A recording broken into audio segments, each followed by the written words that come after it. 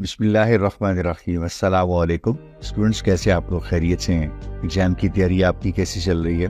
तो जैसा कि आप देख रहे हैं, CS403 डेटाबेस मैनेजमेंट सिस्टम्स की सीरीज की आज हमारी ये दूसरी वीडियो है। लास्ट वीडियो में आपको याद होगा, हमने ऑब्जेक्टिव टाइप के अपनी जो 40 क्वेश्चंस का पूल था वो हमने रिव्यू भी किया था, आपके साथ डिस्कस भी किया था और उसको हमने सॉल्व भी किया था। आपका एग्जाम जो है वो 2 सेक्शंस पे मुश्तमिल होता है, ऑब्जेक्टिव और सब्जेक्टिव। तो आज हम अपने उसी एग्जाम का जो एग्जाम 1 है हमारा, उसका हम सब्जेक्टिव पार्ट जो है वो डिस्कस करने जा रहे हैं। तो चलिए क्विकली शुरू करते हैं। सबसे पहले कुछ चंद बुनियादी चीजें हम देख लेते हैं। इस वीडियो को बनाने का मकसद अगेन वही है कि आप लोगों को आपका जो कंटेंट आप प्रिपेयर कर रहे हैं अपने एग्जाम के लिए, जो प्रिपरेशन कर रहे हैं, हम आपको थोड़ी सी उसमें हेल्प करें। अब अपनी CS403 का जो फाइनल टर्म का हमारा पेपर होगा उसमें चूंकि 10 क्वेश्चंस होंगे सब्जेक्टिव टाइप के, तो हम 10 क्वेश्चंस यहाँ पे भी कंसिडर कर रहे हैं अपने इस आज की वीडियो कंटेंट के लिए। हम पहले उस कॉन्सेप्ट को समझ लेंगे, क्वेश्चंस को समझने के बाद तो मैं आपके साथ फाइनल जो ड्राफ्ट आपका फॉर्मल रिस्पॉन्स होगा जो अपने एग्जाम सॉफ्टवेयर में लिखना होगा, मैं आपके साथ शेयर कर दूंगा। अगर आपको बेहतर लगे तो आप इस्तेमाल कर सकते हैं, यूज कर सकते हैं। तो आप चाहें तो एक आइडिया ले सकते हैं और मैं चाहूंगा कि आप अपना बनाइए ताकि इसमें थोड़ी सी आपकी लर्निंग होगी। लेकिन अगर टाइम शॉर्ट है तो आप ये वाला भी फॉलो कर सकते हैं इन क्वेश्चंस के लिए। अगर इनमें से कोई कॉन्सेप्ट मिलता जुलता आपको एग्जाम में फेस होता है या आप उसको फेस करते हैं, और हमारी जो इंटेंशन थी वो ये थी कि आपको एटलीस्ट एक आइडिया दिया जाए, क्योंकि पहली दफा आप इस एग्जाम का फाइनल टर्म देने जा रहे हैं, तो आपको आइडिया मिल जाए कि क्वेश्चन जो हैं कितने आएंगे, किस तरह के होंगे और कितना लिखना चाहिए हमें। 3 लाइन, 5 लाइन, 2 पैराग्राफ, 1 पैराग्राफ वगैरह वगैरह। तो हम कोशिश करेंगे थोड़ा सा एक आपको आइडिया भी दे दें। 3 नंबर के क्वेश्चंस में आपको 3 या 4 लाइनें लिखनी होती हैं, वो टू द पॉइंट हो काफी हैं। यानी जिस तरह से क्वेश्चन पूछा गया, व्हाट, हाउ या एग्जाम्पल इम्प्लीमेंटेशन, आपको उस तरह से क्वेश्चन को रिस्पॉन्ड करना होता है। तो यहाँ से थोड़ा सा एक आपको बेहतर आइडिया भी मिल जाएगा इंशाल्लाह। Last but not the least, हम चाहेंगे कि एटलीस्ट आपकी एक गैप एनालिसिस जो आपको पता चले कि कौन से एरियाज आपके वीक हैं, तो आप इस वीडियो को एज ए गैप एनालिसिस का टूल समझिएगा। और अगर आपकी तैयारी है और आपने खुद क्वेश्चंस के आंसर दे दिए और लिख लिए और आपने बड़े कंफर्टेबली सारी चीज़ों को रिस्पॉन्ड खुद कर दिया, तो इससे आपको इंशाल्लाह और थोड़ा सा कॉन्फिडेंस मिलेगा, जो आपको हेल्प करेगा कि आप विद कॉन्फिडेंस जब अपना एग्जाम सॉल्व करेंगे, अटेम्प्ट करेंगे, रिस्पॉन्ड करेंगे, तो you are likely maximising the probability of securing 99% इंशाल्लाह। तो चलिए, ये कुछ चीज़ें हैं जो आपको ज़हन में रखनी है। और अब हम अपना फॉर्मल जो एग्जाम का रिस्पॉन्स है वो हम स्टार्ट करने जा रहे हैं। तो चलिए हम शुरू करते हैं। हमारे पास क्वेश्चन नंबर 1 है, 3 मार्क्स का क्वेश्चन है। Read the following statement, if found incorrect rewrite in the correct form. इसका मतलब है कि वो गलती जरूर है, इसमें नहीं भी है तो हम लिख सकते हैं कि जी गलती नहीं है, ये स्टेटमेंट ठीक है, लेकिन हम श्योर हो कि ये स्टेटमेंट ठीक है। तो जरा ध्यान से देखिएगा, स्टेटमेंट लिखी हुई है कि हैशिंग प्रोवाइड्स स्लो। अब हैशिंग का कॉन्सेप्ट आपको पता है, यानी आपके पास एक मैकेनिज्म होता है, एक एल्गोरिथम होता है, और वो क्या करता है, कुछ वैल्यूज को प्रोसेस करता है किसी खास तरीके से और नई वैल्यूज क्रिएट करता है। इस प्रोसेस को आमतौर पे आप कहते हैं हैशिंग। तो हैशिंग को अब अपने जेहन में रखना है और उसकी कैरेक्टरिस्टिक्स आपके जेहन में आ जानी चाहिए। वो कह रहे हैं हैशिंग एक तो स्लो है, और चूंकि ये स्लो है इसलिए ये टाइम कंज्यूमिंग प्रोसेस है। और ये किस तरह का टाइम कंज्यूमिंग प्रोसेस है कि डेटा जब आप रिट्रीव करते हैं, और ये डेटा आप रिट्रीव करते हैं इन सीक्वेंशियल फाइल्स। हैशिंग जो है वो सीक्वेंशियल फाइल से डेटा सीक्वेंस में रीड करती है, स्लो करती है, और चूंकि ये स्लो करती है, सीक्वेंस में करती है, तो ये क्या है, एक टाइम कंज्यूमिंग प्रोसेस है। यानी कि सारे मरहले में आपका वक्त काफी लगता है। हैश तो ये तो इसलिए होती है कि आप अपनी डेटाबेस की जितनी वैल्यूज हैं उनकी जब हैश क्रिएट कर लेते हैं, तो उस हैश को जब आप रेफर करते हैं तो आप अपने डेटे को डायरेक्टली रेफर कर सकते हैं, और जब आप डायरेक्टली उसको एक्सेस कर सकते हैं तो इसका मतलब है सीक्वेंशियल वाली बात तो खत्म होगी। और चूंकि अगर डायरेक्टली आप रेफर कर रहे हैं इसलिए फिर टाइम कंजम्पशन भी कम आएगी। और इसका मतलब ये है कि डायरेक्ट अगर आप रेफर करते हैं किसी चीज को तो वो स्लो भी नहीं होगी। तो कहने का मकसद ये है कि ये स्टेटमेंट या इन इट्स ट्रू मीनिंग गलत लिखी हुई है, हैशिंग के मतलब को गलत इंटरप्रेट किया हुआ है, और शायद यही क्वेश्चन का मकसद भी था कि आप इसको जरा करेक्ट करें। तो अभी हमने आइडेंटिफाई कर लिया कि हैशिंग जब हमने कर ली या हैशिंग क्रिएट कर ली, तो उससे तो मुराद क्या होता है कि आप अपने डेटे को क्विकली लोकेट कर लें, और ये डायरेक्ट लोकेट आप कर सकते हैं। तो इसका मतलब ये सीक्वेंस का तो काम ही खत्म हो गया, अब टाइम भी नहीं लगेगा और ये प्रोसेस स्लो भी नहीं है। तो अब हमने इसको समझ तो लिया है। तो अभी हम देखने की कोशिश करते हैं कि इस रिस्पॉन्स को या इस लाइन को हम रीराइट कैसे करेंगे, या इसका रिस्पॉन्स कैसे बना के लिखेंगे। आप चाहें तो इसकी एक लाइन भी क्रिएट कर सकते हैं जैसे ये लिखी हुई है, लेकिन मैंने यहाँ पे कोशिश किया कि इसको जरा थोड़ा सा बुलेट्स में डाल दूं, बुलेट्स पॉइंट बनाए ताकि इसका रिस्पॉन्स थोड़ा सा बेहतर लगे। So let me share it with you. तो हम रिस्पॉन्स इसका यूं लिख सकते हैं कि hashing provides fast data retrieval. Fast इसलिए कि we have no sequential access now, we can directly access the data. हम अपनी जो डेटा है उसको डायरेक्टली एक्सेस कर सकते हैं, क्योंकि हमने कहा यानी अपने डेटे की हैश क्रिएट कर लें और उसको किसी टेबल में डाल दें, और उसकी मदद से आप अपने डेटा डायरेक्टली लोकेट कर लें, यानी सीक्वेंस का काम नहीं रहा। तो इट्स फास्ट रिट्रीवल। क्यों फास्ट है जी? डायरेक्ट एक्सेस है, there is no sequential access now, और ये स्लो या टाइम कंज्यूमिंग नहीं रही या नहीं होती इनफैक्ट, बल्कि क्या ये एफिशिएंट है। So you have a direct access to records. This is a fast retrieval and you have an efficient access to the records in the database.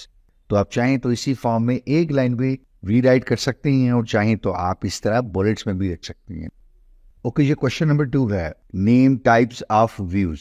तो व्यूज आपको पता है डेटाबेस में आप क्रिएट करते हैं, बेसिकली वर्चुअल टेबल्स होते हैं, या आपको जरूरत पड़ती है जब आपने सेम डेटा जो है यानी रिकॉर्ड्स वो आपने डिफरेंट यूजर्स को दिखाने हैं, और डिफरेंट यूजर्स की डिफरेंट रिक्वायरमेंट्स हो सकती हैं। ये एक आम एप्लीकेशंस के साथ ऐसा ही होता है। किसी यूजर को 4 कॉलम चाहिए, किसी को 5 चाहिए, किसी को कोई 2-3 एक टेबल से चाहिए, फिर 2-3 दूसरे टेबल से चाहिए। तो आप मुख्तलिफ ज्वाइंस आपने पढ़े होंगे यूज करके आप उनको व्यूज क्रिएट कर देते हैं। यूं आप हर यूजर ग्रुप की या हर यूजर रिक्वायरमेंट्स जो है वो एंटरटेन कर लेते हैं, क्रिएटिंग और यूजिंग व्यूज। तो यहाँ पे कहा गया है कि आप नेम आपने बताने हैं कि कितनी टाइप्स के आपके पास व्यूज हैं। तो आप जानते हैं 3-4 टाइप्स के आपके व्यूज होते हैं, तो उनके नेम बताने हैं। तो मैंने कोशिश की है कि नेम के साथ आपको एक लाइन ऐड भी कर दूं, ताकि यूं अगर ये क्वेश्चन किसी सब्जेक्टिव 5 नंबर में आता है तो आप वहां भी लिख सकें। तो यहाँ दोनों तरह के क्वेश्चंस आपके एड्रेस हो जाएंगे इंशाल्लाह। यानी इसमें तो हम सिर्फ नाम लिखेंगे, हमें काफी हो जाएगा, क्योंकि हमें यही कहा गया कि नाम लिखें। तो सबसे पहला हमारा जो व्यू है उसको हम कहते हैं मटीरियलाइज्ड व्यू। मटेरियल के लफ्ज से आपको कुछ समझ आ जानी चाहिए, आप इसको रिलेट कर सकते हैं। इस मटेरियल को आप फिजिकल से रिलेट कर दीजिए। आपके पास कोई क्यूरी होती है, यहाँ इसे इसको रिलेट कर दीजिए। तो आप कोई ना कोई क्यूरी जो है वो लिखते हैं क्रिएट व्यू के बाद। आप कहते हैं जी सेलेक्ट फलां फ्रॉम फलां टेबल, ज्वाइन करके ये इस तरह से करके, and then you can change the data. आप एलियस यूज कर सकते हैं कॉलम्स के, आप कोई एग्रीगेट फंक्शन यूज कर लेते हैं कि सम कर दें, सैलरी कर दें, स्टूडेंट्स काउंट कर दें, वगैरह वगैरह, ये सारी चीजें। And than less than, in operator, like operator, ये सब आप एक क्यूरी बड़ी सी लिखते हैं, और उसके बाद फिर आप अपना व्यू क्रिएट कर लेते हैं। जाहिर बात ऐसे करते हैं। अब जो मटीरियलाइज्ड व्यू हम क्रिएट करते हैं ना, एक तो याद रखिएगा कि वो हमारी क्यूरी का जो रिजल्ट है उसको फिजिकली स्टोर करता है, और दूसरा उसको रिफ्रेश करता है पीरियोडिकली। ठीक है, ये आप बता सकते हैं कब आपने रिफ्रेश करना है। तो ये बेसिकली मटीरियलाइज्ड व्यू होता है। हमने यानी 2 चीजें याद रखनी है। हमने अपनी क्यूरी से व्यू क्रिएट कर लिया, इस व्यू ने जो क्यूरी का रिजल्ट आया उसको फिजिकली स्टोर कर लिया, और इसने या हमने कन्फिगर कर दिया, बता दिया कि कितनी बार ये जो है वो रिफ्रेश होगा, या पीरियोडिकली डेटा रिफ्रेश होगा, या हम इस क्यूरी को दोबारा एग्जीक्यूट कर सकते हैं, या इसको हम ऑटोमेट भी कर सकते हैं। उसके बाद हमारे पास सिंपल व्यू है। सिंपल व्यूज को आप रिलेट कर सकते हैं, ये एक टेबल के ऊपर होता है। यानी एक मिनट के लिए सोचिए कि एक रिजल्ट का टेबल है, वहां पे एक स्टूडेंट के सब्जेक्ट्स के सारे रिजल्ट्स पड़े हुए हैं, टोटल मार्क्स कितने हैं, सब्जेक्टिव के कितने हैं, ऑब्जेक्टिव के कितने हैं, अचीव स्टूडेंट ने कितने किए, उसका ग्रेड कितना है, उसके रिमार्क्स स्टूडेंट टीचर के कितने हैं, असाइनमेंट के कितने हैं, ये पूरा रिजल्ट का एक टेबल है। अच्छा, इस रिजल्ट के टेबल में आप समझ लीजिए सिर्फ चंद बुनियादी चीजें चाहिए। अब आप अपना रिजल्ट देखते हैं तो आपको सारी चीजें नहीं मिल रही होती, आपको सिर्फ मिल रहा होता है आपका जो सब्जेक्ट है, और उसके बाद आपके मार्क्स कितने हैं, और उसका आपके पास ग्रेड कितने हैं, और कोई 1-2 इन्फॉर्मेशन और है। तो आप ये समझ लीजिए एक ही टेबल के अंदर से कोई डेटा आ रहा है, 3-4 कॉलम आ रहे हैं, उसके अगर टेबल के 20-22 कॉलम है, आपको 3-4 डिस्प्ले किए जा रहे हैं, यूजर को 3-4 डिस्प्ले किए जा रहे हैं, डिपेंडिंग अपॉन द रिक्वायरमेंट्स। और इसमें कोई और फंक्शन हमने यूज नहीं किया हुआ, ग्रुप फंक्शन है, ज्वाइन है, कुछ इस तरह की और कोई चीज यूज नहीं की हुई। तो सिंपल एक टेबल है और सिंपल उसके ऊपर व्यू क्रिएट किया है, तो ये क्या कहलाएगा आपका सिंपल व्यू। तीसरे नंबर पे आपके पास आ जाता है कॉम्प्लेक्स व्यू। तो नाम से ही अगर आपको लग रहा है कि ये थोड़ा सा कोई पेचीदा चीज है, जी बिल्कुल। एक तो आप इसको याद रखिएगा कि ये मल्टीपल टेबल्स के ऊपर बनता है, इस मल्टीपल को आप जेन में रख लीजिए कॉम्प्लेक्स के साथ। दूसरा, सिंपल में हमने कहा कोई ग्रुप फंक्शन यूज नहीं करेंगे, लेकिन यहाँ हम करेंगे जॉइंट्स भी करेंगे। अच्छा, इसके अंदर सब क्यूरी होती है, यानी आपने शायद पढ़ा हो कि आप एक सेलेक्ट की क्यूरी लिख रहे होते हैं और उस सेलेक्ट की क्यूरी के अंदर कहीं आपको आईडी चाहिए, तो अब आपके पास आईडी नहीं है। ये स्टूडेंट आईडी भी हो सकती है, ये किसी प्रोडक्ट की आईडी भी हो सकती है। तो आप प्रोडक्ट आईडी के लिए या स्टूडेंट आईडी के लिए एक और पैरेंट से शुरू करके छोटी, और वहां से फिर लिख देते हैं select student ID or select product ID from फ्लान table where this condition holds true. वहां से एक क्यूरी चलती है तो आपकी आईडी आती है, वहां आईडी रखी जाती है, और उसके बाद फिर दूसरी आपकी बड़ी क्यूरी एग्जीक्यूट होती है। तो इसको कहते हैं सब क्यूरी, यानी एक सेलेक्ट की स्टेटमेंट में कोई एक और स्टेटमेंट आई हुई है। तो एक दफा दोहरा लेते हैं, कॉम्प्लेक्स व्यू कौन से होते हैं? नंबर 1 मल्टीपल टेबल्स पे हो सकते हैं और होते हैं। नंबर 2 ग्रुप फंक्शंस होते हैं। नंबर 3 में जॉइंस हो सकते हैं। और नंबर 4 उनमें क्या होता है? सब क्यूरीज होती हैं। लास्ट हमारी जो टाइप है व्यू की, उसको आमतौर पर डायनेमिक व्यू कहा जाता है। डायनेमिक को या रियल टाइम जो आपके व्यूज होते हैं उनको आप कह सकते हैं कि आप उनको टेम्परेरीली क्रिएट करते हैं। आप कोई क्यूरी एग्जीक्यूट कर रहे हैं, उसको आप टेम्परेरी एग्जीक्यूट करते हैं, वहां से आपको कोई डेटा सेट चाहिए होता है और वो फिर आप कहीं आगे यूज कर लेते हैं। जब आपको चाहिए सिर्फ आप उसी वक्त यूज कर लेते हैं। और अगर आप देखें तो ये यहाँ मेंशन किया हुआ मैंने, these are not stored persistently. ठीक है, तो ये कुछ आपके बुनियादी चंद व्यूज हैं जिनको आपने याद रखना। क्वेश्चन नंबर 3 है create a unique index. Index नम के नाम से उन्होंने कहा है जी, इन्वर्टेड कॉमा में आप देख सकते हैं। ये उन्होंने कहा कि ये एक इंडेक्स क्रिएट कीजिएगा और ये किस पे होना चाहिए? ये कोई टेबल के अंदर कॉलम है, कस्ट नेम यानी कस्टमर नेम के नाम का कोई कॉलम होगा। ये देखिए एट्रीब्यूट का लफ्ज उन्होंने इस्तेमाल किया हुआ है, ऑफ द कस्टमर टेबल। ये देखिए मैंने हाईलाइट किया हुआ है, इटैलिक है बेसिकली ये कस्टमर टेबल। तो यहाँ एक तो इंडेक्स है, एक आपका ये कॉलम और एक आपका ये टेबल है। जनरल सिंटैक्स के भी क्वेश्चन आते हैं कि एक इंडेक्स क्रिएट करने का जनरल सिंटैक्स क्या है। तो पहले हम वो देखते हैं, मैं चाहूंगा कि हम उसको वो देखें और उसके बाद मैं चाहूंगा कि बेशक आप वीडियो पास करके इस क्वेश्चन को खुद हल करें तो बहुत अच्छा होगा। तो पहले चलते हैं क्विकली कि सिंटैक्स देख लेते हैं इंडेक्स क्रिएट करने का। तो हम सबसे पहले क्रिएट का कीवर्ड लिखते हैं, उसके बाद इंडेक्स का कीवर्ड हम लिखते हैं और यूं ये हमारा इंडेक्स का नाम होगा। जो भी हम नाम देना चाहें ये हमारी मर्जी है, यहाँ पे हम कुछ भी नाम दे सकते हैं। क्रिएट स्पेस इंडेक्स, ये हमें ऐसे ही लिखना होगा चूंकि ये क्यूरी का सिंटैक्स है। इंडेक्स का नाम हम अपनी मर्जी से रख सकते हैं और इस केस में मेरा ख्याल है कि मैंने रेड इंक से इसलिए हाईलाइट किया है ताकि आपको पता चल जाए यहाँ पे इसने आना है, या इंडेक्स नेम की जगह क्या आएगी वैल्यू। जी बिल्कुल, आप ठीक समझ रहे हैं। उसके बाद हम ऑन का कीवर्ड बिल्कुल ऐसे ही लिखेंगे और ये जो दूसरी वैल्यू है ना हमारी, यहाँ मुझे क्या रखना होगा? ऑन के बाद टेबल नेम। तो यहाँ मेरा टेबल नेम क्या है ये देखिए, तो ये मेरा टेबल नेम है। बिल्कुल ठीक कह रहे हैं आप जी। ऑन के बाद कस्टमर आएगा और उसके बाद स्पेस देंगे हम और पैरेंथेसिस डालेंगे, और पैरेंथेसिस के अंदर अगर आप देखें तो क्या लिखा हुआ है? Standard column name. और यहाँ कॉलम नेम क्या होगा? बिल्कुल आप ठीक जान रहे हैं, पहचान रहे हैं, बिल्कुल कस्टमर नेम। तो यूं मैं चाह रहा था कि बजाय मैं आपको आंसर डायरेक्टली रिवील करूं, आपको चाहूंगा कि आप खुद इसको एड्रेस करें। अगर आपने इस तरह से बनाना सीख लिया है तो अब आप इससे रिलेटेड एमसीक्यूज भी खुद कर सकेंगे इंशाल्लाह, और बना हुआ इंडेक्स है उसकी आउटपुट भी प्रिंट कर सकेंगे, और जरूरत पड़ती है या फिर उसमें गलती हो वो भी ठीक कर सकेंगे और अपना इंडेक्स क्रिएट भी कर सकेंगे क्वेश्चन में। तो यूं मेरी कोशिश होती है कि आप एक ही क्वेश्चन को 3-4 डायमेंशन से देखें और सारे सीख लें, सिर्फ एक सवाल ना सीखें इंशाल्लाह। तो आपकी लर्निंग ज्यादा से ज्यादा होनी चाहिए, ब्रॉड होनी चाहिए इंशाल्लाह। अब आप इस क्वेश्चन का आंसर देख लेते हैं। आपने बना तो लिया है, आप इसको सिर्फ टैली कर लीजिएगा। क्रिएट का कीवर्ड हमने लिखा और उसके बाद फिर हमने इंडेक्स लिखा और इंडेक्स नम, यही हमें ऊपर क्रिएट करने के लिए कहा गया था। देखिएगा ऑन कस्टमर, ये हमारा हमने कहा टेबल नेम हमारा कस्टमर, हमने हाईलाइट भी किया है, और कस्टमर नेम मैंने वही यूज किया है यहाँ पे, कस्ट नेम, यानी ये कॉलम हमारा, इसके ऊपर इंडेक्स क्रिएट हो गया। और यूं आप ये एंड पे सेमीकोलन डालते होते हैं और उसके बाद आप इसको एग्जीक्यूट करेंगे तो इंडेक्स नम के नाम का कस्टमर टेबल के ऊपर कस्टमर नेम वाले कॉलम पे ये इंडेक्स क्रिएट हो जाएगा इंशाल्लाह। ठीक हो गया जी। चलिए, उम्मीद है अब आप ये बात वाजे होगी।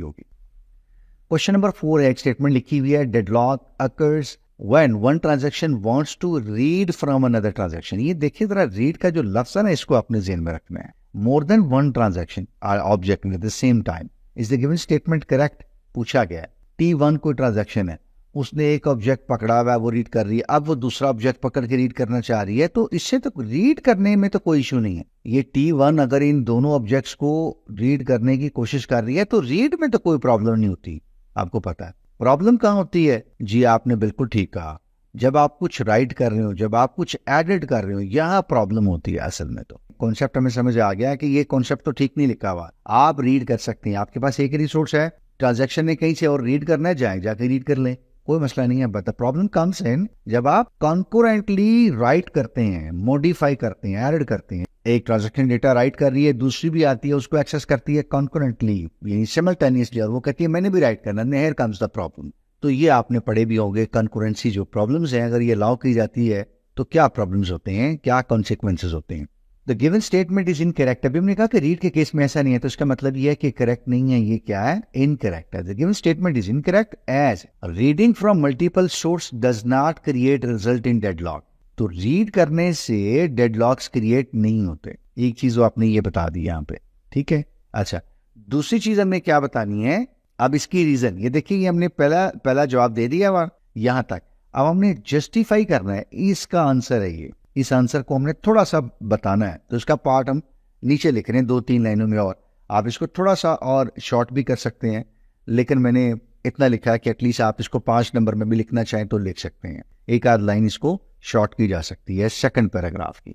अ deadlock however on the other hand occurs when the first transaction has locked on the resources that the second transaction wants to modify। देखिए वही बात आ गई कि T1 ने कुछ लॉक किया हुआ, यहाँ T1 के पास ये रिसोर्स है और इसने मॉडिफाई कर दिया, ये लॉक कर दिया है। T2 कोई ट्रांजैक्शन है और वो इसको एक्सेस करके मॉडिफाई करने की कोशिश करती है इसी सेम ऑब्जेक्ट को। आप चूंकि T1 भी राइट कर रही है और उसने लॉक किया हुआ, T2 जब एक्सेस करके मॉडिफाई करने की कोशिश करेगी, T1 लॉक करके बैठी हुई है इस ट्रांजैक्शन को, तो T2 अब वेट कर रही है कि जब T1 इसको छोड़ेगी, और अगर वो नहीं छोड़ती, उसको लॉक करके रखती है, no T2 is waiting waiting and waiting. तो ये क्या है, डेडलॉक बना गया। दोबारा दोहराते हैं जी कि हमारा डेडलॉक उस वक्त क्रिएट होगा जब एक ट्रांजैक्शन ने एक रिसोर्स को एक्सेस कर लिया है और उसने लॉक कर दिया, और दूसरी जो ट्रांजैक्शन है उसने एक्सेस करना है मॉडिफाई करने के लिए, और वो पहली ट्रांजैक्शन ने लॉक किया हुआ। अच्छा, अगर ऐसा हो सकता है कि T1 को कुछ और रिसोर्स चाहिए जो T2 ने होल्ड किया हुआ, ये देखिए, second transaction has locked on the resources that the first transaction intends to modify.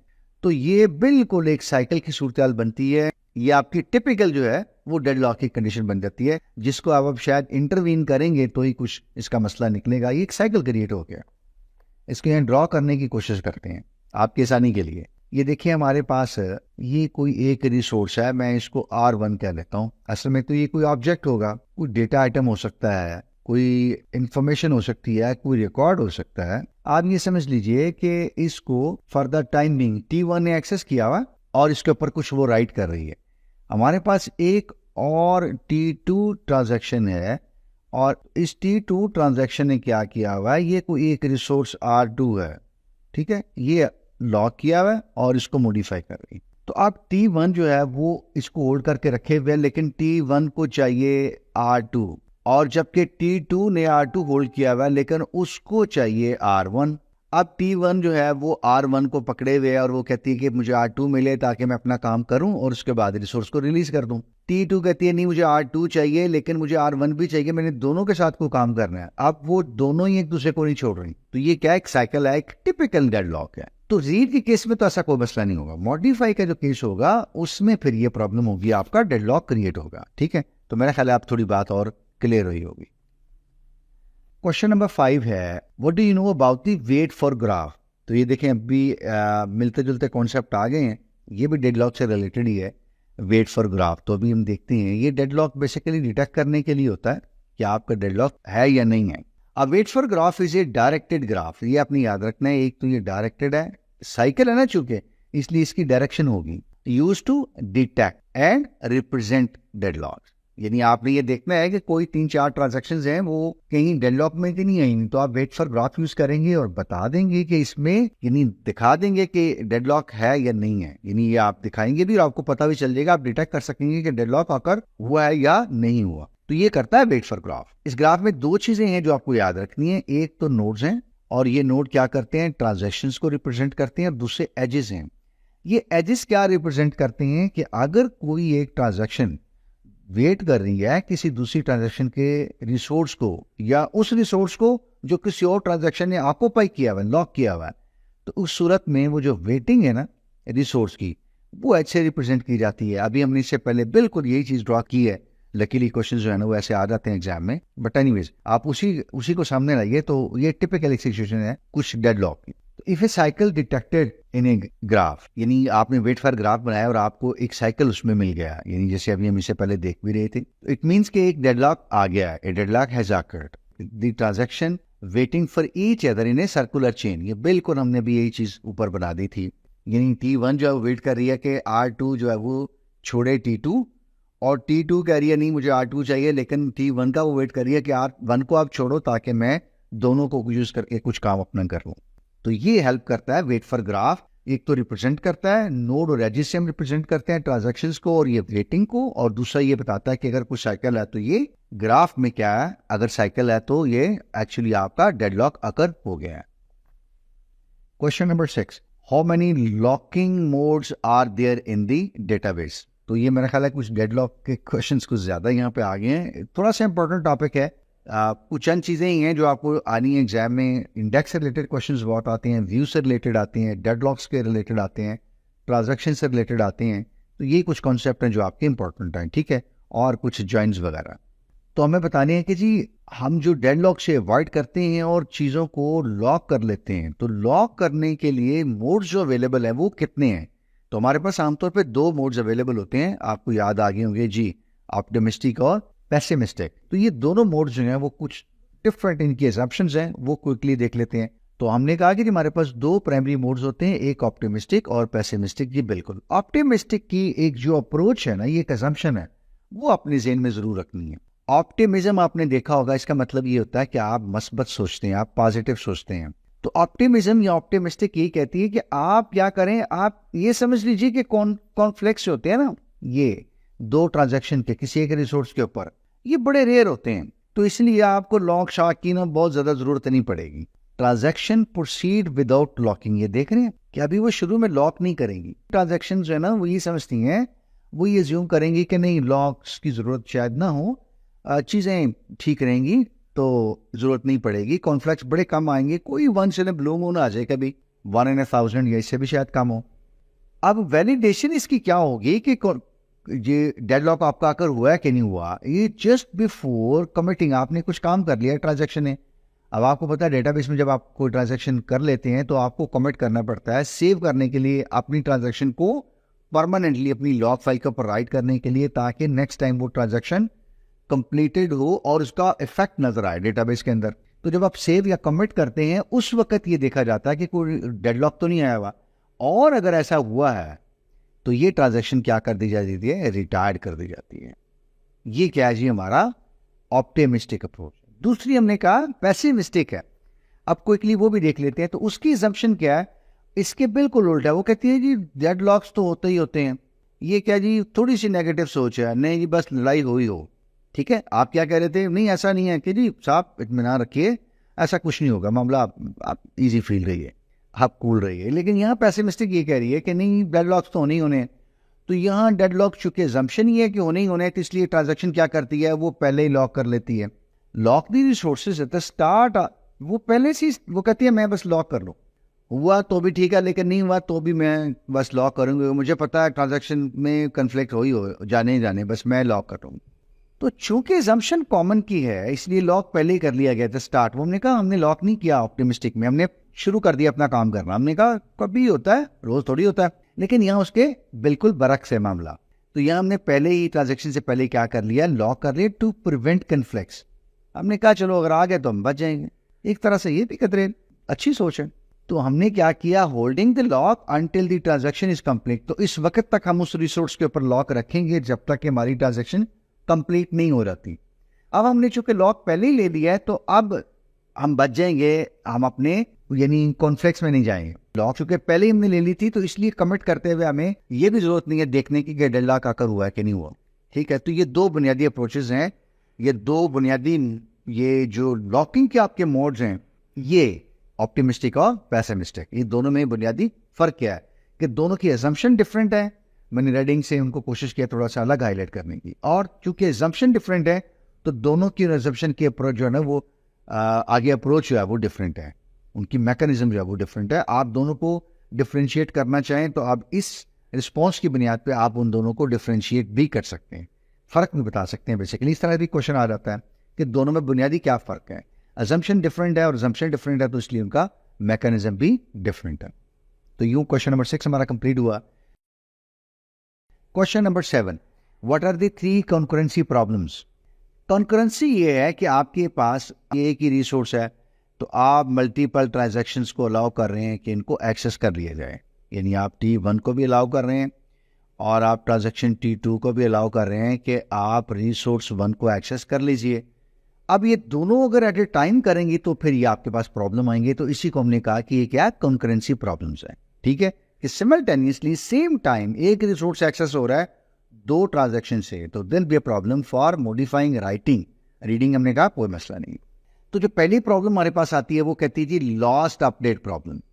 इसका मतलब यह है कि यहाँ कोई चीज़ कोई अपडेट की हुई हमारी ज़ाया हो जाती है। जी बिल्कुल, अगर मल्टीपल यूज़र सेम टाइम पे सेम रिसोर्स को ऑब्जेक्ट को एक्सेस कर रहे होंगे, यहाँ देखिएगा 3 हाईलाइट किए मैंने चीज़ें, एक तो मल्टीपल यूज़र होंगे, ऑब्जेक्ट सेम होगा और टाइम भी सेम होगा। ऐसी सूरत में एक जो अपडेट होगी ना आपकी T1 की या T2 की, वो लॉस्ट हो जाएगी क्योंकि वो लिखी जाएगी साथ ही, आप समझ लीजिए fraction of second, a very small tiny fraction of second.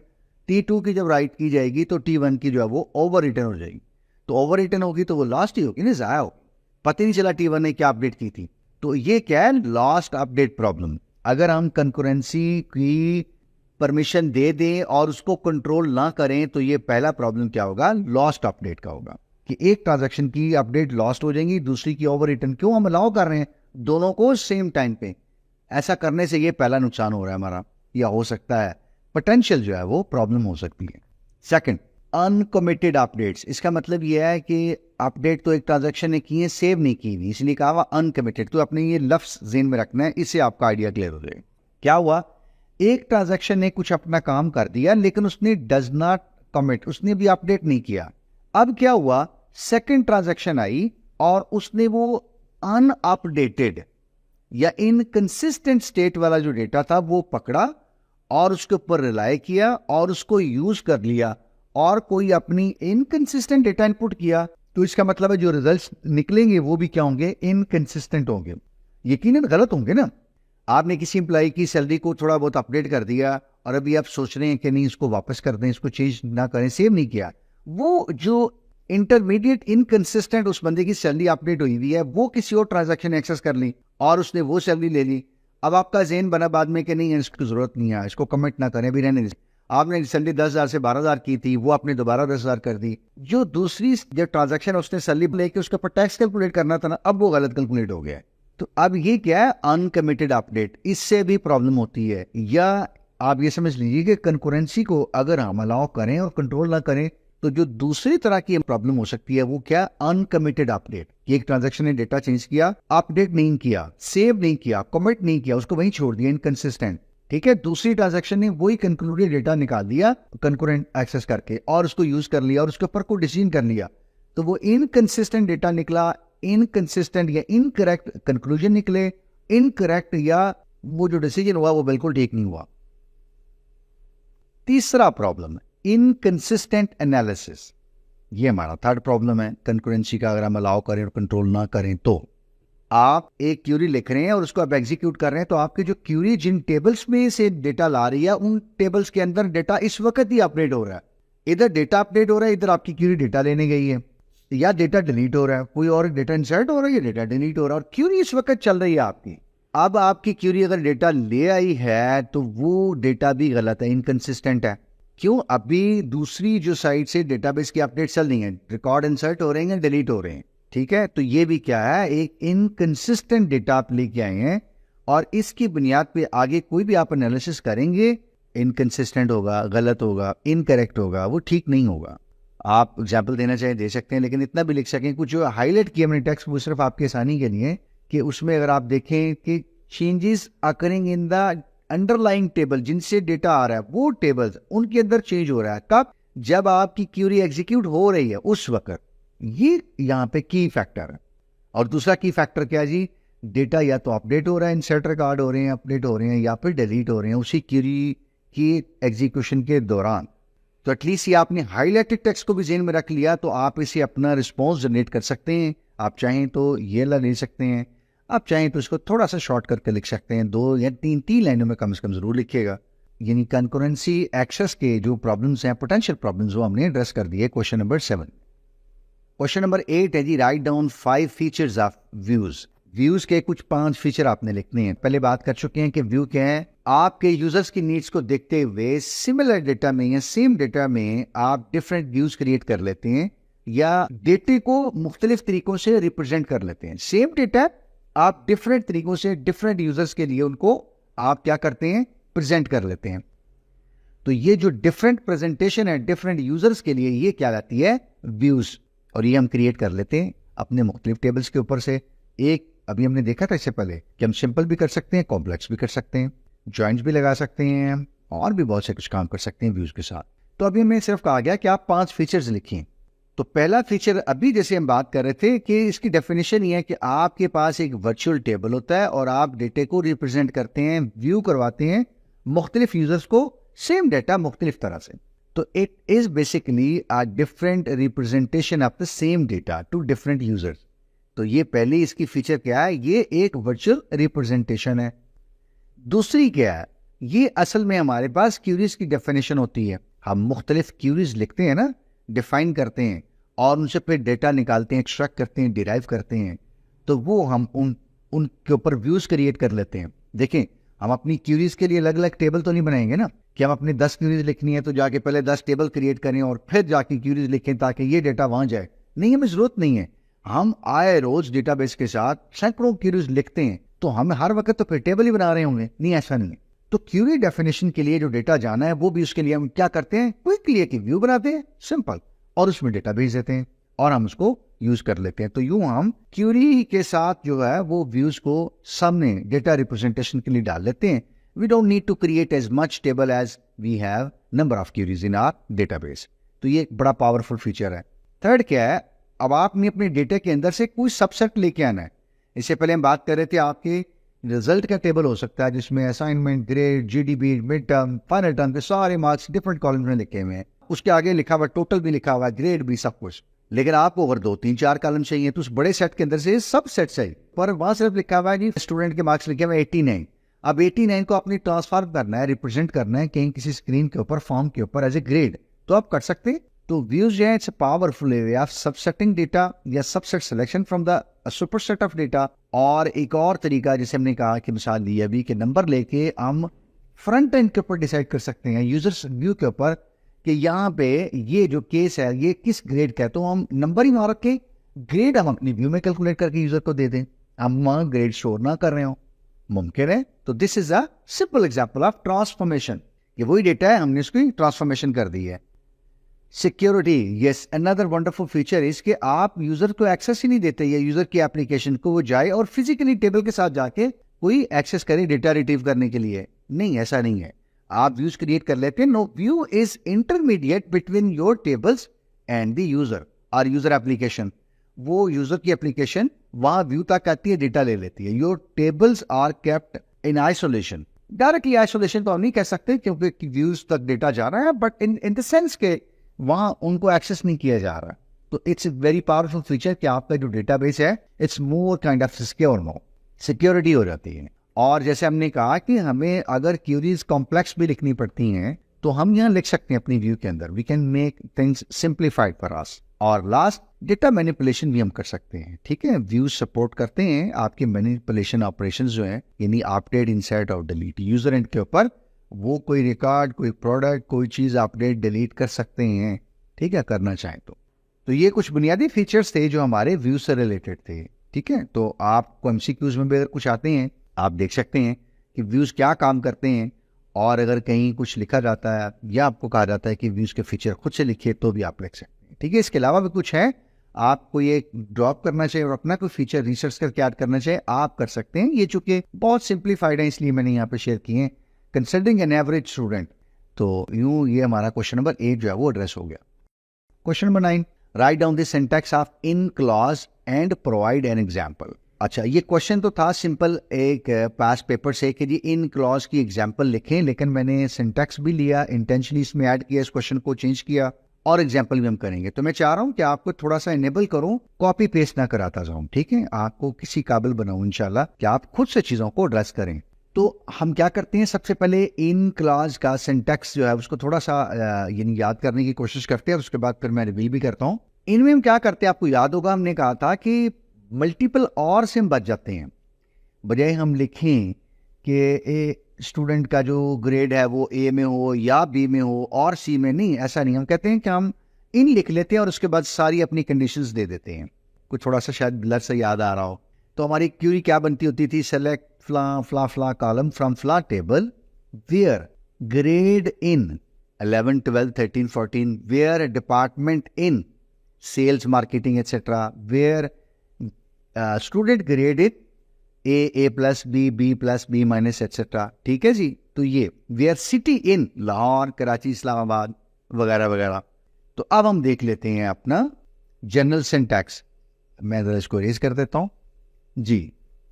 The general syntax क्या होगा जी, select number of columns 1 2 3 asterisks भी आप लिख सकते हैं। तो ये आपने सेलेक्ट का कीवर्ड लिख लिया, उसके बाद आपने फ्रॉम का बता दिया इस टेबल से। वेयर के बाद आपने कहा कि ये जो कंडीशन लगनी है ना जिस कॉलम के ऊपर, ये हमने यहाँ पे बता दिया कि उसकी वैल्यू इन वैल्यूज के अंदर से होगी जो मैं यहाँ क्या मेंशन कर रहा हूँ इस पैरेंथेसिस के अंदर।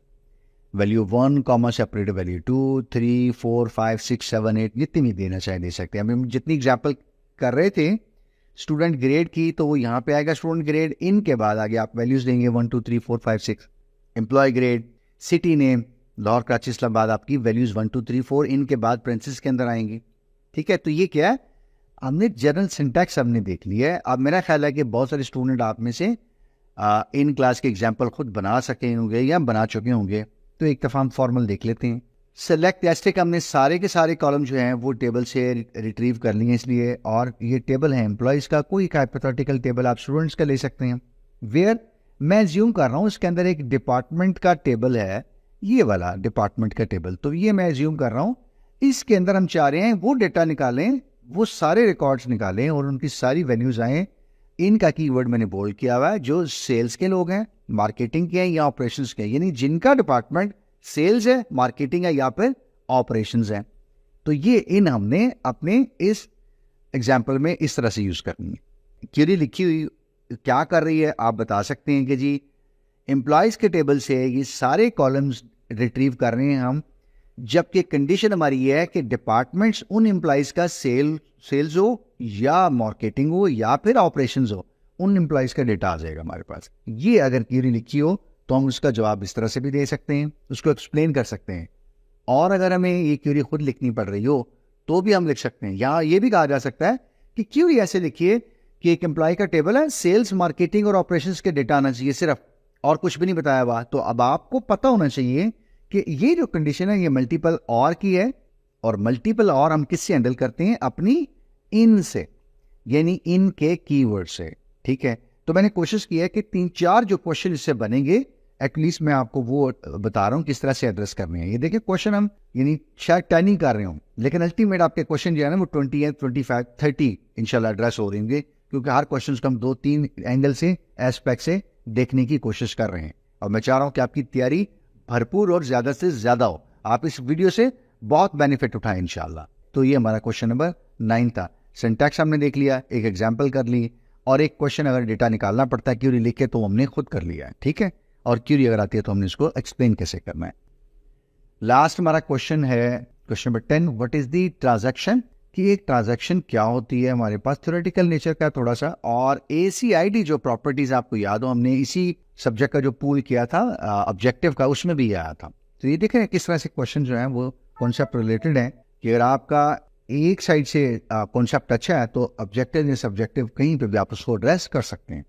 तो ट्रांजैक्शन आपको पता क्या होती है, एक लॉजिकल यूनिट, एक पीस ऑफ वर्क होता है असल में जो परफॉर्म होता है इन इट्स ट्रू स्पिरिट, वो कंप्लीट होता है, यानी एक काम हो गया या फिर वो नहीं हुआ। एक ऐसा यूनिट ऑफ वर्क है, आप बिल जमा करवाते हैं, आप पैसे जमा करा देते हैं, आप अपनी एटीएम से पैसे निकलवा लेते हैं, या एक ईमेल भेज दिया है, ये सारी सिंपल क्या है, लॉजिकल यूनिट ऑफ वर्क है। ये ट्रांजैक्शन है। आपने किसी को एक सिंपल टेक्स्ट मैसेज कर दिया, प्रोफेसर साहब को एमडीबी पोस्ट कर दिए, ठीक है, उन्होंने आपकी एमडीबी रिप्लाई कर दिया। So all these are the examples of transactions. आप रोजमर्रा जिंदगी में अपनी देखिए कि दाएं बाएं आप बहुत सारे ट्रांजैक्शंस कर रहे हैं, तो ये एक कोई ऑपरेशन है, उसमें आप कुछ logical piece of work, unit of work वो परफॉर्म कर रहे हैं, और ये किसी न किसी एक सीक्वेंस में होता है। डेटाबेस की हम बात करें तो हम क्या कर रहे होते हैं, हम ट्रांजैक्शंस कर रहे होते हैं, उसके अंदर ऑपरेशन या रीड के कर रहे होते हैं, या फिर हम क्या कर रहे होते हैं, राइट के कर रहे होते हैं। ये दो ऑपरेशंस हम कर रहे होते हैं एक सिंगल यूनिट के अंदर। यानी एक ट्रांजैक्शन होगी जिसमें हम रीड कर रहे होंगे सिर्फ, और हम रीड कर लेंगे, और एक ट्रांजैक्शन होगी जिसमें हम अलग से राइट कर रहे होंगे। यानी हमें रीड और राइट करना, तो हमें दो ट्रांजैक्शन करनी पड़ेंगी, रीड के लिए एक, राइट के लिए एक। अहम चीज जो आपने याद रखनी है ना, कि ये जो ACID प्रॉपर्टीज हैं एक ट्रांजैक्शन की, ये इंश्योर करती हैं डेटा इंटेग्रिटी, यानी डेटा एक कंसिस्टेंट स्टेट में है। डेटा की जो स्टेट है वो इंटीग्रल है, वो कंसिस्टेंट है, वो स्टेबल है, ठीक है। हम डेटा को ले सकते हैं, कंसिडर कर सकते हैं, ऑपरेशंस में इस्तेमाल कर सकते हैं। डेटा इनकंसिस्टेंट नहीं है, डेटा के साथ कोई प्रॉब्लम नहीं है, ठीक है। तो ये इंश्योर करती हैं हमारी जो ACID प्रॉपर्टीज हैं। एक ट्रांजैक्शन जो उसने काम किया है वो बिल्कुल ठीक किया है, डेटा उससे पहले उसके बाद बिल्कुल ठीक है। ये असल मकसद है इसकी प्रॉपर्टीज का। या जब ट्रांजैक्शन होगी तो ये प्रॉपर्टीज फुलफिल होंगी तो हम कह सकते हैं ट्रांजैक्शन हो गई है, ये भी हम कह सकते हैं दूसरे लफ्जों में। तो जो चार प्रॉपर्टीज हैं, फीचर्स हैं ACID किसी ट्रांजैक्शन के, अब हम क्विकली जरा एक नजर उनको लगा लेते हैं कि वो क्या है। तो सबसे पहले अगर आप देखें तो एक है एटॉमिसिटी। एटॉमिसिटी क्या हम कहते हैं कि एक जो ट्रांजैक्शन है उसको आप मजीद तोड़ के छोटा नहीं कर सकते। आप कहते हैं जी ये इतनी % ट्रांजैक्शन हो गई है, नहीं ऐसा नहीं है, या वो ट्रांजैक्शन हुई है या फिर नहीं हुई। आसान मिसाल से समझाता हूँ, घर में पंखा लगा हुआ है, आप समझ लीजिए उसका डिमर नहीं होता, या वो ऑन होता है या ऑफ होता है। अब उस वक्त जब डिमर बिल्कुल नहीं है, तो वो अगर आप कहें कि मैं बटन थोड़ा सा नीचे करता हूँ, पंखा थोड़ा स्लो चल जाएगा, और थोड़ा सा और नीचे करता हूँ, अम्मी कह रही है जरा हवा तेज आ जाए, मुमकिन नहीं है ना। या पंखा चलेगा या बिल्कुल नहीं चलेगा, ठीक है। या बिट वो ऑन है या फिर वो ऑफ है, या 0 है या 1 है, 0.5 नहीं है, ऐसा कोई लफ्ज नहीं है बाइनरी में, ऐसी कोई चीज नहीं है, ठीक है। मेरा ख्याल आप क्लियर हुई होगी और ये याद भी रहेगी, भूलेगी भी नहीं। तो एक एटॉमिसिटी से मुराद यह कि एक ट्रांजैक्शन जो है वो पूरी एक होती है, वो आधी पौनी कुछ, माजरत चाहता हूं, 250 ग्राम का कोई लफ्ज नहीं होता ट्रांजैक्शन के अंदर। या वो हुआ है या नहीं हुआ, या पंखा बंद है या वो चल रहा है, there is nothing in between. तो ऐसे ही है, ट्रांजैक्शन हुई है जी हुई है, नहीं हुई नहीं हुई, बीच का कोई रास्ता नहीं है। तो ये क्या कहलाती है जी, एटॉमिसिटी। सेकंड हमने कहा जी सी है, तो सी हमारा देखते हैं कि सी क्या, कंसिस्टेंसी। डेटाबेस में उस वक्त ही इस्तेमाल हम कर सकते हैं जब वो कंसिस्टेंट हो, ठीक हो। तो अगर एक ट्रांजैक्शन कंसिस्टेंट है तो उससे मतलब क्या होगा, अब उस ट्रांजैक्शन की जिम्मेदारी है, उसका फीचर है कि जब वो डेटा एक कंसिस्टेंट स्टेट में से ले रही है, तो अब वो ट्रांजैक्शन जब कंप्लीट होगी तो उसकी जिम्मेदारी है वो डेटे को जब छोड़ रही है तो वो भी क्या हो, कंसिस्टेंट स्टेट में ही हो। ये ऐसा नहीं है, माफी चाहूंगा कि हम साया ने कोई चीज ली और उसके बाद उन्होंने कहा नहीं साइकिल तो ऐसे ही था पहले भी, इसका तो ये लूज ही था। या प्रेशर कुकर लिया और उसके बाद कहा नहीं बहन ये तो पहले से ही लूज था। तो कंसिस्टेंट चीज को इनकंसिस्टेंट दे दिया वापस, नहीं ऐसा नहीं। एक ट्रांजैक्शन ने जो चीज ली है वो उसी तरह ही, जो डेटा लिया वो कंसिस्टेंट स्टेट का लिया उसने, क्योंकि उससे जो पहले काम करके गया ट्रांजैक्शन, उसने भी कंसिस्टेंट स्टेट में डेटा लेना, और उसको ने जब छोड़ा तब भी डेटा कंसिस्टेंट स्टेट में था। T2 आई, उसने ट्रांजैक्शन करनी है उस डेटा के ऊपर, उसने ली, उसने कहा डेटा तो कंसिस्टेंट है, ट्रांजैक्शन कंप्लीट हुई, तो उसने T2 ने जब वापस किया तो उसने मेक श्योर करना है कि डेटा अब भी कंसिस्टेंट है। तो ये सेकंड इसकी प्रॉपर्टी हुई। Third, isolation. अच्छा, इसकी आसान से आसान मिसाल देता हूँ, आप शायद आपको याद आ जाए पहले या उससे रिलेट कर सके। आप ये समझ लीजिए घर में दो लोग नमाज पढ़ रहे हैं, बिल्कुल बराबर में जाए नमाज है, और एक बंदा थोड़ा सा यूं पढ़ रहा है, सुब्हानकल्लाहुम्मा व बिहम्दिका व तबारक अस्मुका व तआला जद्दुका, तो ऐसे कुछ पढ़ रहा है। तो दूसरा जो बंदा है, आप वो खुद समझ लीजिए, उसके बड़ी मुश्किल होगी नमाज पढ़ने में, और शायद 2 रखते पढ़ने के बाद वो ना हाथ जोड़ के कहें कि माजरत, मैं कहीं और चला जाता हूँ, या चले जाते दूसरे कमरे में, या थोड़ी सी खामोशी से प्लीज जरा, कि मैं नमाज नहीं पढ़ पा रहा या पढ़ पा रही, ऐसे ही होगा ना। तो ये क्या है, आइसोलेशन। यानी एक ट्रांजैक्शन इस तरह अपना काम कर रही है, जो दूसरी ट्रांजैक्शन है उनको बिल्कुल नहीं पता। अब one transaction is carrying out its operation independent of other transaction. Independent का लफ्ज इस्तेमाल कर लें, ट्रांसपेरेंट का लफ्ज इस्तेमाल कर लें, कोई एक इस्तेमाल कर लें। एक ट्रांजैक्शन अपना काम कर रही है, दूसरी ट्रांजैक्शन को बिल्कुल नहीं पता, वो उससे कोई इफेक्ट नहीं हो रही, उसको कोई मसला नहीं उसके ट्रांजैक्शन से। ठीक है, ये क्या है, आइसोलेशन। लास्ट है जी ड्यूरेबिलिटी, यानी जो डेटा है वो ट्रांजैक्शन ने कुछ जो काम किया है, क्या उसके बाद दोबारा जब डेटा लिया गया है तो ट्रांजैक्शन से पहले वाला डेटा है? नहीं, जो काम हो चुका वो सेव है, वो कमिटेड हो गया हुआ है।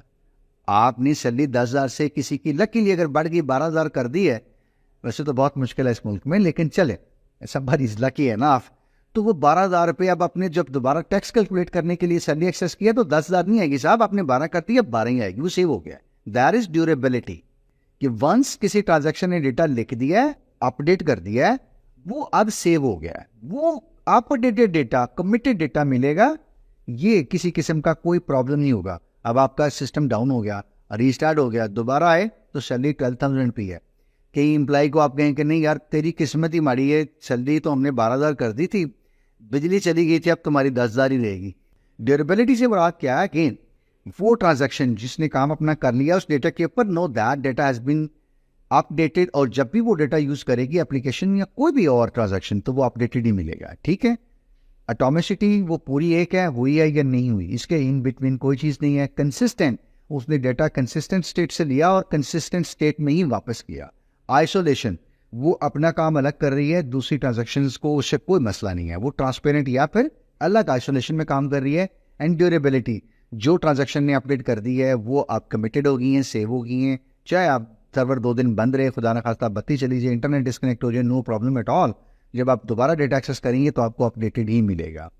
तो यूँ ये एमसीक्यूज में अगर आते हैं, ये प्रॉपर्टीज अलग अलग या कहीं पूछी जाती है, या किसी एग्जाम्पल को देख के पूछा जाता है कि इसमें से बताइए क्या है, या आपको अलग से लिखनी पड़ती है, तो आप इंशाल्लाह उम्मीद है कि आप लिख सकेंगे। ठीक है, हाईलाइटेड वर्ड्स को अगेन मैं कहूँगा थोड़ा फोकस कीजिएगा, ताकि एटलीस्ट आपको थोड़ा सा इन प्रॉपर्टीज के साथ रिलेट करने में या एग्जाम्पल बनाने में थोड़ी आसानी रहे इंशाल्लाह। वीडियो देखने का बहुत शुक्रिया। हमने कोशिश की कि शॉर्ट से टाइम में कुछ चीज़ें एक्सप्लेन भी कर दें, ताकि एटलीस्ट डिफरेंट डायमेंशन से जो क्वेश्चन है वो आप इंशाल्लाह एड्रेस कर सकेंगे। हमने इनेबल करने की कोशिश आपको की है, किस हद तक कामयाब हुए हैं अपनी फीडबैक से आगाह कीजिएगा। उन लोगों के लिए जिनकी तैयारी थी उनके लिए प्रैक्टिस हो गई है, और जिन लोगों की कुछ तैयारी नहीं थी, नहीं कर पाए किसी भी वजह से, उन लोगों के लिए थोड़ा सा ये क्या हो गया है, गैप एनालिसिस हो गया, वो अपनी वीक एरियाज आइडेंटिफाई कर सकेंगे और कुछ थोड़ा सा कंटेंट रिव्यू कर लें, करना चाहें। और मैं एडवाइस करूंगा कि कुछ बेसिक कॉन्सेप्ट्स वो जरूर रिवाइज कर लें, इस गैप को फिल कर लें before appearing in their real exam, ताकि इंश्योर कर सकें कि वो अच्छा पास कर सकेंगे इस सब्जेक्ट को इंशाल्लाह। और मुझे मैसेज भी आ रहे होते हैं, तो मैं उनको ये कहता हूँ कि ये एक प्रैक्टिस है बेसिकली। अगर आपने सिर्फ ये पेपर कर लिया, इसका हरगिज़ ये मतलब नहीं है कल को आप कहें कि जी मुझे मैसेज कर रही हैं, पोस्ट कर रही हूँ कि आपने आपका पेपर देखा और खुदा न खास्ता अनफॉर्चुनेटली ग्रेड नहीं अच्छा ले सके या हम पास नहीं हो सके, that does not mean it, that does not guarantee it. ठीक है, ये एक प्रैक्टिस है। मेरी कोशिश है कि आपको, आपने प्रिपेयर किया हुआ कुछ चीजें जो वीक है मैं आपको थोड़ी सी एक्सप्लेन कर दूं, ताकि उन क्वेश्चंस को आप अच्छा एड्रेस कर सके और थोड़ी प्रैक्टिस भी हो जाए आपकी मेरे साथ। ठीक है, तो एक महज पेपर से आप अपना यानी रिक्वायर्ड स्कोर शायद अर्न ना कर सके हो।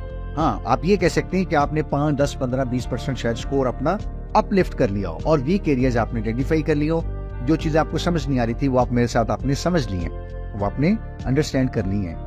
मैं हमेशा ये कहता हूँ कि कम से कम 3 से 5 पेपर होने चाहिए एक सब्जेक्ट के, एंड देन थोड़ा सा आप कॉन्फिडेंट होते हैं कि एवरेज स्टूडेंट्स की बात कर रहा हूँ कि आप इस सब्जेक्ट को गेट थ्रू कर लेंगे इंशाल्लाह। अगर आप लोगों ने रिक्वेस्ट की, I would be requiring at least 10 comments. अगर 10 कमेंट्स आप लोगों के आ जाते हैं डिफरेंट स्टूडेंट्स कैसे, तो obviously I will create at least 1 more subjective type या ऑब्जेक्टिव दोनों। तो it all depends on your comments. अगर आप लोगों ने रिक्वेस्ट की तो लास्ट में यही कहूंगा कि आप जैसे हम आपको थोड़ा सा कुछ गाइड करते हैं, कोच करने की कोशिश करते हैं, मैं भी एक स्टूडेंट हूँ आपकी तरह, रोज मैं भी कुछ नई चीज सीखता हूँ, तो आप भी कोशिश किया करें, कुछ हमें भी बताया करें कि क्या हम बेहतर कर सकते हैं, क्या चीजें इंप्रूव कर सकते हैं। ठीक है, मेरी कोशिश होती है तो कंटेंट को बैलेंस रखा जाए, इतना शॉर्ट ना कर दिया जाए कि आपको बुनियादी कॉन्सेप्ट जो है ना वो ना पढ़ाए जाएं या बताए जाएं, आप उनको छोड़ दें, और बहुत ज्यादा लेंथी भी हम नहीं करने की कोशिश करते ताकि स्टूडेंट कहेंगे इससे तो कोई फायदा नहीं, पर अपने लेक्चर ही पढ़ ले। ठीक है, मैंने ये भी इस पर सुनी, एक बैलेंस होती है कोशिश। मैं शॉर्ट करूं तो कॉन्सेप्ट ड्रॉप हो जाते हैं, क्वालिटी बिल्कुल ड्रॉप हो जाती है, जो मैं नहीं चाह रहा होता, to be honest with you. ठीक है, आप इसमें से फॉरवर्ड कर सकते हैं, रश कर सकते हैं, I totally leave it up to you. हम कोशिश करते हैं कि जब इकट्ठा आपको बाकी स्टूडेंट्स की तरह या बाकी जो डेमोन्स्ट्रेटर है मैं उनकी तरह ये नहीं करता कि एक पीडीएफ की फाइल पूरी खोल दूं और आपका ध्यान मुख्तलिफ चीजों की तरफ जा रहा हो। जो कंटेंट हम बात कर रहे हैं मैं वही रखता हूँ सामने, लेकिन फिर भी प्रेजेंटेशन, कंटेंट्स की डिलीवरी या कुछ और सजेशन, इसको और छोटा किया जाए, पेपर को लेंथ को कम किया जाए, सिर्फ एग्जाम्पल कम की जाए, कुछ और, या जिस तरह चल रहा है चलने नहीं, कुछ भी चीज होना चाहिए, बेहतर होना चाहिए, कुछ भी इम्प्रूव होना चाहिए, तो प्लीज अपनी राय का जरूर इजहार कीजिए। मैं भी चाहता हूँ कि मैं अपने इस कंटेंट में, इसकी प्रेजेंटेशन में आपके फीडबैक को मद्देनजर रखते हुए इसमें अंदर कोई तब्दीली करूँ, बेहतरी लाऊं। मेरा मकसद चूंकि आपको इसको प्रेजेंट करना है, आपको फैसिलिटेट करना है, आपकी हेल्प आउट करना है, और वो जितना ज्यादा हो मुझे खुशी होगी इंशाल्लाह। ढेरों दुआएं आपके लिए, अल्लाह ताला आपको कामयाबी से हमकिनार करे। I wish you very best of luck for your final term exam, may you get through with the flying colours, और may you even exceed your expectations जो आपने आपके वालिदैन ने आपके लिए देखी हुई। ठीक है, may you deliver some good results to your parents and bring smile on their faces. Maybe we'll be connecting in the same session and the same subject, or maybe in other different subjects. Take better care of yourself. Talk to you then inshallah in any other video, in any other content. अपना ख्याल रखिएगा। खुदा हाफिज। अस्सलामु अलैकुम व रहमतुल्लाह।